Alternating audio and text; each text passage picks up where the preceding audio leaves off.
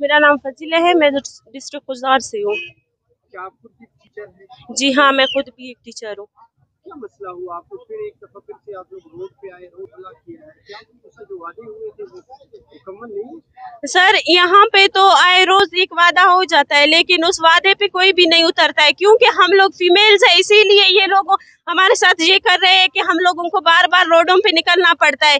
एक बार जब उन्होंने हमारे साथ हमारे समरी को एक बार हम लोगों ने सीएम तक पहुंचाया, सीएम ने उसको रिजेक्ट किया, फिर दोबारा सीएम तक हम लोगों ने समरी अपना भेज दिया, दोबारा रिजेक्ट हुआ। उसके बाद भी हम लोग एहतजाज के लिए आए थे, धरने पे यहाँ पे बैठे 10 दिन हम लोगों ने धरना दिया। उस सर्दी में जहाँ पे सर्दी -7 था, फिर भी हम लोग अपने हक के लिए निकल गए। हम लोग मजबूर हैं, हम लोगों के घर इसी से चलता है। अभी हम लोग किधर जाए, अब तक हम लोगों का मसला हल नहीं होगा।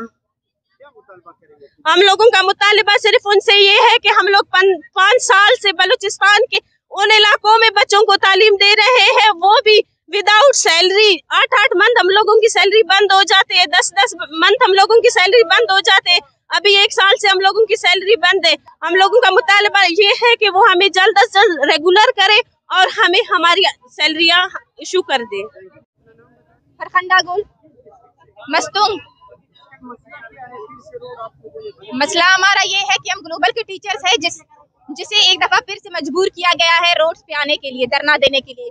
हमने दिसंबर में अपने मुस्तकिली के ऑर्डर के लिए धरना दिया था, जिसपे हमारे साथ वजीर तालीम सरदार यार मोहम्मद रिंद आए थे और हमें वादा किया था हमारे साथ कि 5 दिन में आप लोगों का काम मैं करवा दूंगा, समरी पे आप मैं दस्तखत करवा दूंगा। लेकिन आज तकरीबन 3 माह गुजरने के बाद हमारा काम आज तक नहीं हुआ, ना हमें मुस्तकिली ऑर्डर दिए गए हैं और ना ही हमारे बंद तनख्वाहें बहाल की गई है, जिसकी वजह से हम बलोच बेटियां मजबूर होकर रोड्स पे निकल आए हैं।